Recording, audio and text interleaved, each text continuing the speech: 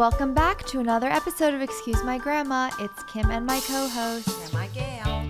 This is our last podcast of the Palm Beach season 2024. Correct. And we've had, a very nice time this winter and spring. The weather, of course, was detrimental in the beginning of January and February, but March has been beautiful. You went back to the city, then you came back for a little more sunshine here. And that's the thing. I feel like spring is here. We have to start. I can't wait to go back and see the tulips in New York. I only had like a few beach days here, yet I was here for most of the season. I know. Well, the weather this winter was not a good weather wherever you were in the United States. I guess. It just feels like I wasn't here for that long. Like, I don't feel like I was living here, and I also don't feel like I was living in New York City. Like, you were a commuter. You were going back and forth, which is fine. You got the best of both.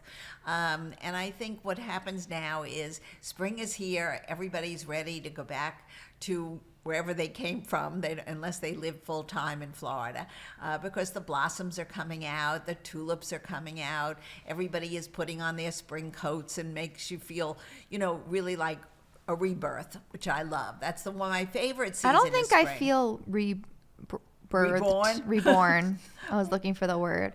I don't feel reborn when I return. All right, well, that's your issue. Maybe you will when you get back into the swing of things. I do. As soon as I look at Park Avenue and I see all the red tulips and yellow tulips out, I know it's spring and I love it.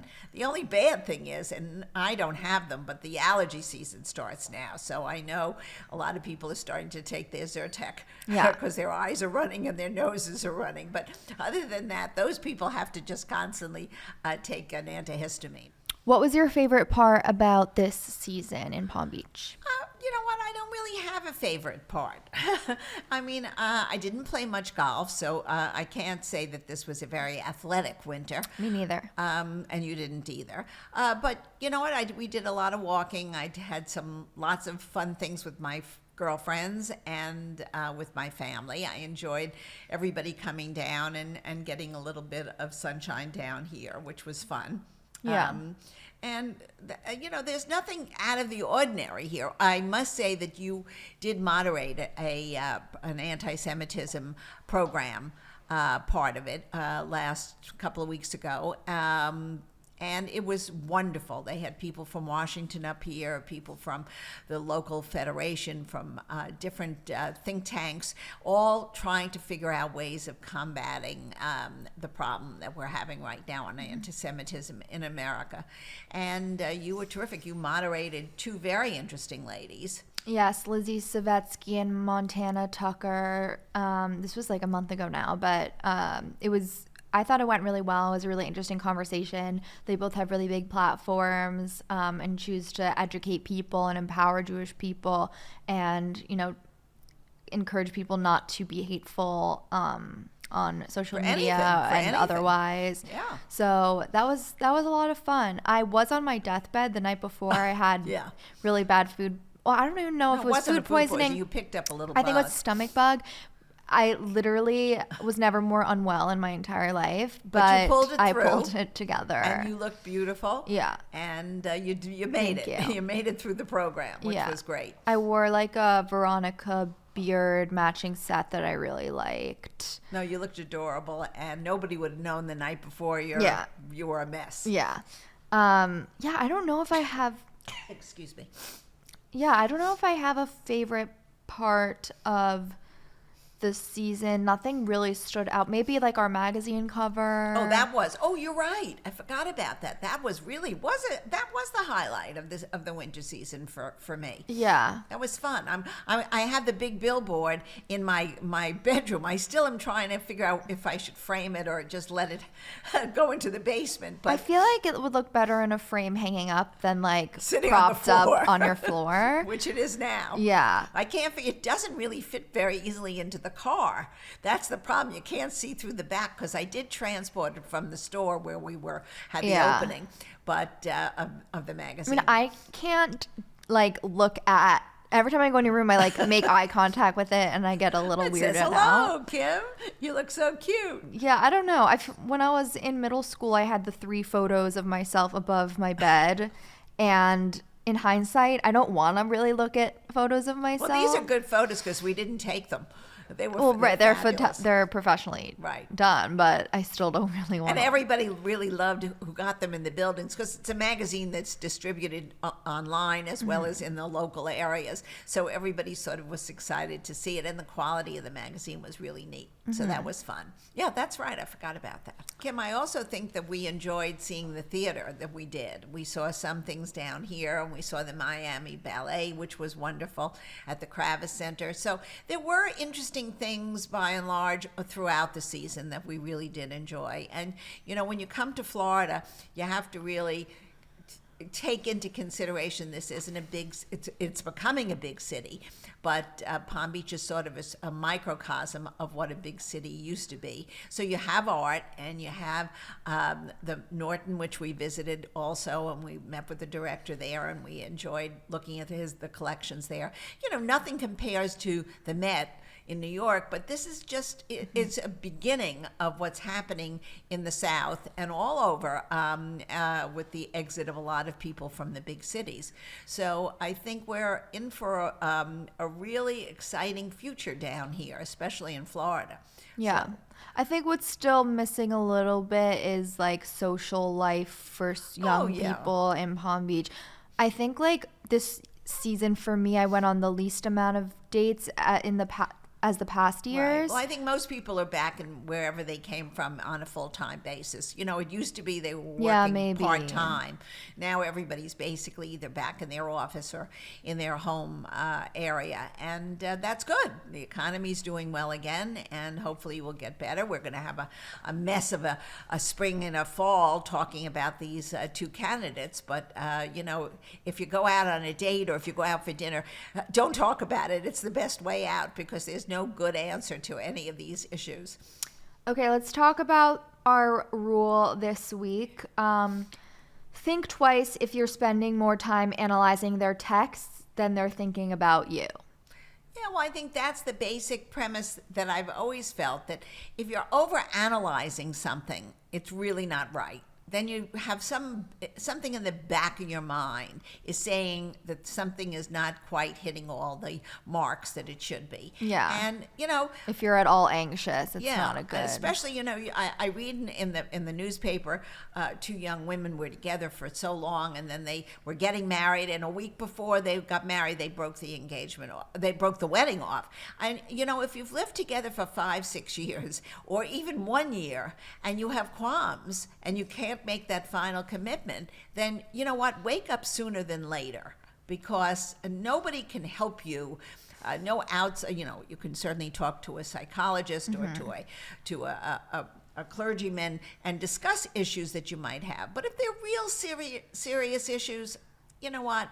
I think you have to move on. I really do. Well, I think it's more, don't get stuck. If there's little issues, that's almost a bigger problem, because it's like you're spending every single day with so much headspace overanalyzing these little things. Well, that's the problem. If you're the type of person that's going to overanalyze every relationship, you'll never have a permanent relationship, because there's none that are really worry-free, and everybody's going to have a fault, no matter who it is. The husband, but there's the some wife. You worry more than others, probably. Well, some people worry more than others, but I mean, if there's an abuse problem, if there's alcohol problem, if there's a drug problem, those are issues. But whether somebody sleeps on the wrong side of the bed or no, but let's say it's like someone's giving me anxiety because it's like they are making plans like the day of. I don't know how they feel about me because they're not consistent, whatever. Well, that's still on the dating phase. You're not in a relationship. Yeah, but the yet. rule is about if texting and if you're analyzing text. If you're worrying about that, then that's the wrong kind of person for you. If you know, this is something that you have to realize. So if you're not compatible, you should break it off sooner than later. There's no point in dragging something out and waiting for the person to change. Nobody changes. So if you're the one who's going to make the plans, instead of if one person tends to make the plans all the time and the other person doesn't like to make plans, you have to point blank say, listen, do you want me to make the plans for our evening activity? But I think as someone's interest in you grows, they become more like proactive about No, like some seeing people you don't and like. whatever. Well, seeing you is a different thing. Somebody should want to see you all the time, but some Yeah, people but like can't after make one date, they don't plans. want to see you all the time. No. So No. it's like that does grow. Oh, that does grow, no question about that, and it should, but it shouldn't grow the night before. There's certainly, you can give somebody a couple of day heads up and say, let's meet on Friday, let's meet on the Wednesday. That doesn't have to be Wednesday morning. Yeah. Nobody should be sitting around the phone watching the text messages, waiting for a message from either the woman or the Yeah, man. I don't even know if I told you this. Like a few weeks ago, I was supposed to go on a date, and I still hadn't heard that Saturday that we were supposed to go I would out. just forget about it. So like I kind of did, but I stressed about it all day because I was like, I don't know whether I'm going, whether I'm not. So I texted him first, which I shouldn't have done, saying, "Are we still on?" And he was like, "Yeah, like do you want to like what should we do?" I'm like, "No. Well, you then should that's have made yeah. a reservation." That's the kind of guy that really doesn't work for you. Yeah. Because you don't really like that. I mean, that's what you have to realize. If you're the kind of person, I don't think anyone that is- likes that. No, but some people are very loosey goosey Right, and don't maybe. care. Maybe. They'll go Not a out lot of and girls that at I the know, touch but- a touch of a hat will go to the corner restaurant and not care. But if Yeah. you really do care about making a plan, deciding what you're going to wear, I mean, everybody has a different personality. To me, that would bother the heck out of me. If I Yeah. didn't know at least a couple of days in advance where we were going or what the intention was, whether we were going to out to the country or whether we were going to eat someplace downtown. If yeah. they can't tell you that and they can't make a decision, what are they going to make a decision for in large important Right. things? They're just not good at that. Yeah, it's less for me personally about like I need to know whether I'm going to this restaurant or No, that bar, yeah. and more like it seems like What they time are we meeting? not even that. Like I'm like it seems like you don't care. Like you Well, they probably don't. You made zero effort. That's what offends me. Well, I think that is offensive, and I think especially in the beginning of a relationship, Yeah. somebody should be making a plan because you're excited. You're when you're trying to married woo a very long somebody, time. like- Somebody you sometimes say, "Oh, you make the plan," or "I'll make the plan." It doesn't matter. But if it's a beginning of a relationship, or even several months into a relationship, there should be a plan. Yeah, because you're trying to like win the girl over, like so. Or the man over, however it is. Yeah. It's like putting on your best. My mother used to say, "Put your best foot forward." Yeah, And maybe that is their best foot. And if that's their best foot and it doesn't get along with you, then that's the wrong foot for you. Yeah. Okay, so some people wrote in some scenarios that they want our advice on. So let's go through those. Okay, Grandma. My boyfriend has a lot of girl best friends, and I don't usually get jealous, but he spends a lot of time with them one-on-one. Every time I bring it up, he gets defensive and thinks I'm crazy for thinking that way. It makes me uncomfortable, but am I just being jealous? How do you know if people are more than just friends? Well, if you're going with a man and you like him a lot and he seems to like you, somebody does have friends either before they met you or even, while it could be work friends, whatever. However, does he include you in on it? I think a one-on-one with somebody that, clearly you're going with this young man. If he likes this girlfriend, let him introduce you and go out the three of you. I Right. mean, you do that very often with couples that you know. I go out with couples all the time, but I'm friends with the girl, not the guy. Yeah, but that doesn't matter. You're looking at it from the other. Well, actually, that's not true. That's yeah, not- I can think of multiple guy friends of mine. I think if you're a friend, you could be friends with both. I mean, that's ridiculous. So I think this fellow needs to be told, listen, I don't mind you once in a while having a coffee with a friend, but if you're going to make it a permanent thing, then I'd like to be included as well. Yeah. And if he says no, then there's something wrong. Yeah. Although I'm thinking about like I have one or two really close guy friends since I was a child, and I would still like meet them for coffee without Yes. their girlfriends. Yeah, but if you're going for dinner, I think it would be strange Yeah. not to include his girlfriend. Right. Totally. But I guess like it depends on what the activity Yeah, is. exactly. If it's a coffee in the afternoon just to catch up, it's Right. no big deal. Right. I also think it matters the nature of the relationship. Like if they have a past, if it's like they went on dates in the past Well, or that's used to different. whatever, like Then I then would think I twice. think I would think twice. Yeah. There were because I just watched Love Is Blind, which is like a show on Netflix, Right.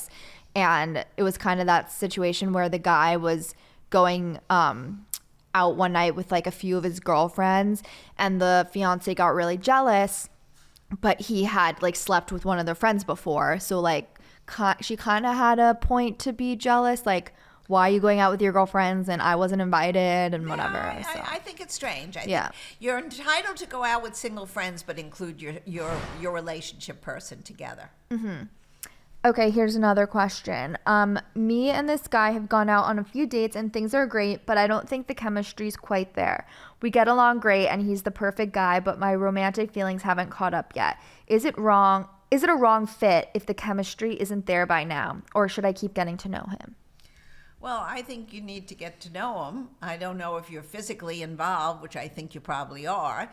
If the chemistry is off, then explain to him what you want or let him explain what he wants. And if it's not working out eventually, then you have to just call it a day. But I think chemistry grows. You're not going to know it on a first, second, or third date. Yeah, but I think after 10 dates, if by you 10 don't dates. feel romantic toward them and it's just like, I like you as a person, like that's not enough. Well, it depends. It depends, what you're expecting in life. If you can get to, usually people marry their best friends after a while because they really have a lot in common, and the friendship lasts way after the sex doesn't. Yeah, but I think you in don't the just marry your friend. After a while, after a while, I think if it doesn't work and you're unhappy, then it's not going to change. But I think you have to give it a while. You have to give it a couple of months. Okay, last question. I've been living with my boyfriend for a few years, but I have dreams of my own and want to move cities. We've been together for over 6 years, and he's the man I want to marry, but I'm worried what our relationship would look like if we go long distance. Should I stay here with him or make the move before it's too late? Well, you're asking me something that I really am so much against. First of all, you've been going 6 years together, right? And you have history, and why is it taking you 6 years to make make a commitment of getting married? So that already is a red flag. Nobody takes 6 years unless you're 18 years old and you don't want to get married at 24. That I agree. But you know what? But 6 years, you should know your partner pretty well and make a permanent commitment. And secondly, if you're thinking about moving and going on a long distance after 6 years, then there's something wrong with your feelings towards this young man. It evidently isn't working for you, unless he wants to go as well. I mean, yeah, I think have you discussed that? I mean, that's the thing. Have you discussed that maybe you want to move cities, and how would he feel about moving cities? Yeah, I think it has to be a conversation, but I would not just say like, oh, you don't like someone because you want to follow your career dreams. That's not true at all. I think you can definitely like follow your dreams and tell the person like that's what you want to do, and like, are they open to that? But you would think about it both ways. Like if a guy said he was going to move cities for his job, I feel like you wouldn't think twice, but like it should be I don't both think it's ways. a male-female agenda here. After 6 years, you should know where your careers are going.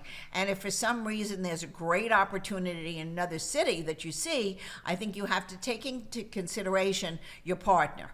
And very often, the job has to suffer, or the relationship has to suffer. So make your choice, never look back. Include him in on the conversation, or her in on the conversation, because you have been together a long time. But if you're not seeing to eye to eye after 6 years, there's no reason to have a long distance relationship. And that's my sad story to tell you. Okay, another great episode of Excuse My Grandma, a really quick one. We just wanted to give you our updates and be following us on social media to catch up with us and keep up with us. Hope your tulips all come out beautiful wherever you live. Yeah, so I guess the next podcast will probably be podcasting from New York. Absolutely. Bye. Bye.